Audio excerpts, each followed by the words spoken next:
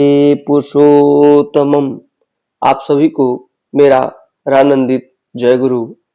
आश्रम में विभिन्न गुरु भाइयों के द्वारा परम पूज्यपाद श्री आचार्य देव से जो प्रश्न पूछे जाते हैं वो बहुत सारे प्रश्न ऐसे होते हैं जो हमारे जीवन में बहुत उपयोगी होते हैं। उनको जानना हम लोगों को बहुत आवश्यक होता है ताकि हम उसको अपने जीवन में आत्मसात करके उसका लाभ लें। इसलिए आज हम लोग परम पूज्यपाद आचार्य देव के ऐसे प्रश्नों के उत्तर की चर्चा हम लोग करेंगे। परम पूज्यपाद श्री आचार्य देव जीवन के विभिन्न तरह के समस्याओं का समाधानी निर्देश हम लोगों के बोध को नित्य दिन सजग कर देता है। अनेक क्षेत्र में देखा जाता है कि उनकी भावनाएं हम लोगों की प्रचलित धारणाओं को तोड़कर किसी अन्य नए पथ का अंगीकार कर तर्क संगत प्रमाणित करता है। वह तर्क यथार्थ तर्कसंगत जैसा सुनिष्ठ है वैसा ही सुमधुर भी है। इसलिए उनके सानिध्य में हरेक दिन इतना मनोहर इतना माधुर्य होता है। एक दिन एक भाग्य अन्वेषी युवक ने आशीर्वाद की प्रार्थना सुनकर परम पूज्यपाद श्री आचार्य देव कहते हैं कर्म पर जोर दो, उनका ठाकुर जी का आशीर्वाद मिलेगा। दैव के ऊपर निर्भर करके बैठे रहने पर दैव का अनुग्रह नहीं मिलता है। पुरस्कार की सहायता से कर्म करते जाना चाहिए, तभी दैव सहायता करते हैं। जमीन तैयार होने पर ही बीज अंकुरित होता है। किसी ने निवेदन किया, लड़के को पढ़ने लिखने में मन नहीं लगता है। परम पूज्यपाद आचार्य देव बोलते हैं पढ़ाई लिखाई एकाग्रता का स्थान है और एकाग्रता आनंद से आता है।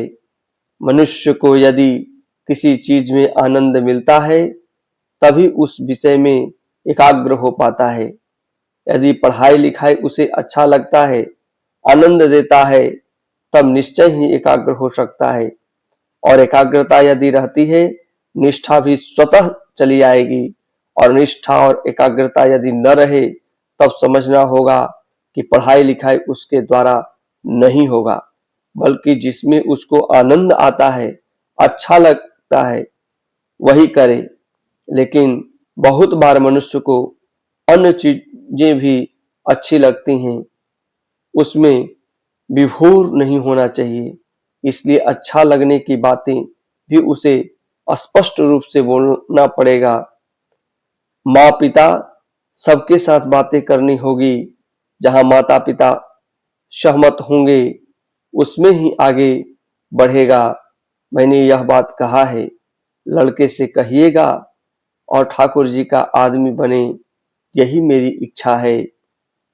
चर्चा के बीच आश्रमिक हिरेन पंजादा आकर प्रणाम करते देखने पर परम पूज्यपाद आचार्य देव पूछते हैं हाथ में अंगूठी किसने दिया है, पत्नी ने? जी नहीं, घर में था। और हाथ का धागा किस लिए है? सास बांध दी है। जी, विपत्तारिणी की पूजा हुई थी। यह सुनकर आचार्य देव ने कहा आपसे मेरा अंतर कहाँ है? जानते हैं, विश्वास के क्षेत्र में मैं सिर्फ ठाकुर जी पर विश्वास करता हूँ, सिर्फ उनको लेकर चलता हूँ। इसलिए मेरा कोई विपद भी नहीं है, तारनी भी नहीं है, मुझे ये सबों की जरूरत नहीं है। एक भाई ने कहा मन बहुत चंचल है, किसी भी तरह शांत नहीं होता है। परम पूज्यपाद आचार्य देव बोलते हैं किसी का मन शांत नहीं रहता है। मन यदि शांत हो जाएगा तब हम लोग अस्थवित हो जाएंगे, ऐसा नहीं है क्या? मन तो गतिशील ही रहेगा। यक्ष ने युधिष्ठिर से प्रश्न किया था, बतलाओ तो वायु से ज्यादा गतिशील कौन है? युधिष्ठिर उत्तर दिए थे मन। मन वायु किरण सबसे ज्यादा गतिमान है। सूर्य की रोशनी पृथ्वी पर पड़ने पर 8 मिनट तक का समय लगता है और मन तो एक मुहूर्त में पहुंच जाता है। इसलिए जो इतना गतिशील है वह तो चंचल हो ही सकता है, परंतु प्रश्न है वह किसके लिए चंचल है, गतिशीलता लेकर या गंतव्य पर पहुंचने के लिए। उक्त भाई ने कहा, नौकरी करने के स्थान पर ठीक नियंत्रित नहीं हो पा रहा हूं। परम पूज्यपाद आचार्य देव कहते हैं, किसी भी चीज को कोई नियंत्रित नहीं कर सकता है, स्वयं को नियंत्रित करना चाहिए।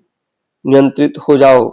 मैदान के कोने में कोई पंडाल नहीं था, जैसे ही सजाया गया, दुर्गा पूजा धूमधाम के साथ होने लगे। पंडाल जैसे ही खोल दिया गया, देखोगे वहां कूड़े का भंडार फैला मिलेगा। नियंत्रित कर देने पर उसका पता नहीं चलता है।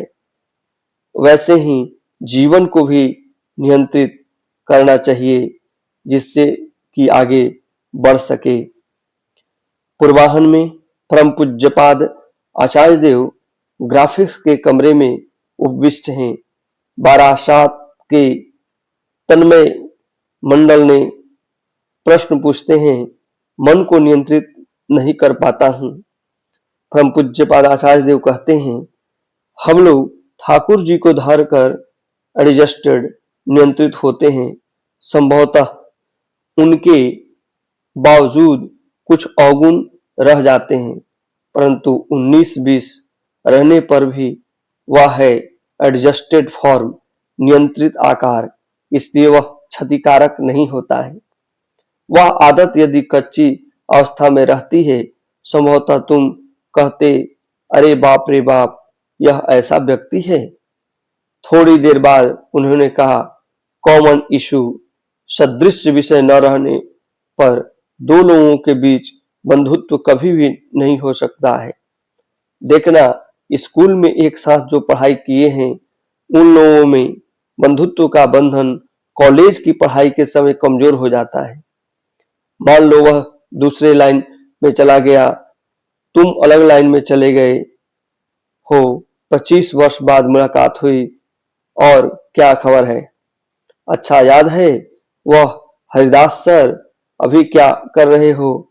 बातचीत किए, परंतु घूम फिर कर वही स्कूल के जीवन की बातें होगी, क्योंकि वही तो तुम लोगों का कॉमन इशू है।